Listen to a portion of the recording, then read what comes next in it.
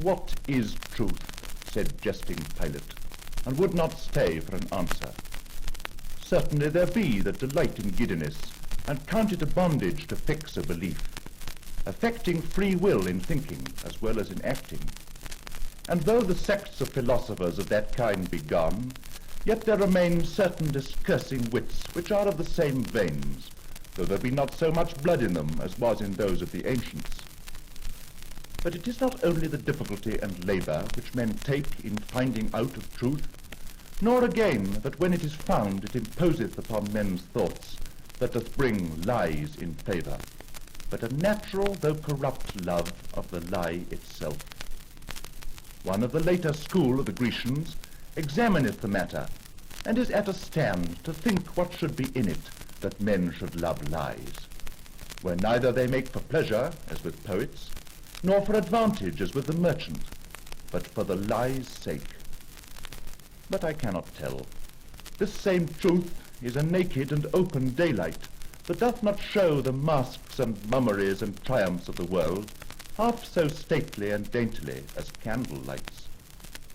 Truth may perhaps come to the price of a pearl that showeth best by day, but it will not rise to the price of a diamond or carbuncle that showeth best in varied lights. A mixture of a lie doth ever add pleasure.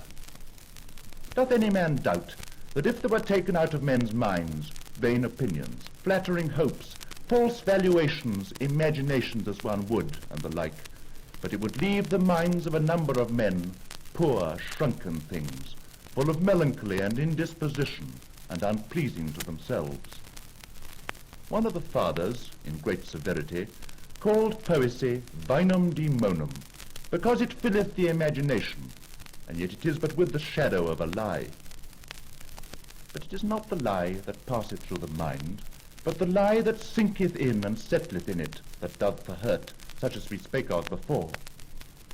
But howsoever these things are thus in men's depraved judgments and affections, yet truth, which only doth judge itself, teacheth that the inquiry of truth, which is the love-making or wooing of it, the knowledge of truth, which is the presence of it, and the belief of truth, which is the enjoying of it, is the sovereign good of human nature. The first creature of God in the works of the days was the light of the sense. The last was the light of reason. And his Sabbath work ever since is the illumination of his spirit. First he breathed light upon the face of the matter or chaos. Then he breathed light into the face of man. And still he breatheth and inspireth light into the face of his chosen.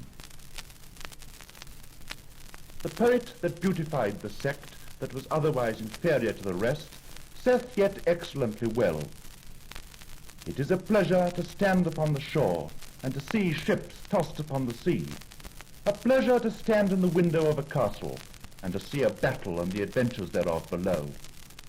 But no pleasure is comparable to the standing upon the vantage ground of truth, a hill not to be commanded, and where the air is always clear and serene, and to see the errors and wanderings and mists and tempests in the vale below.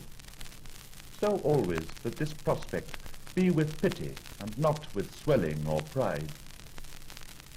Certainly it is heaven upon earth to have a man's mind move in charity, rest in providence, and turn upon the poles of truth."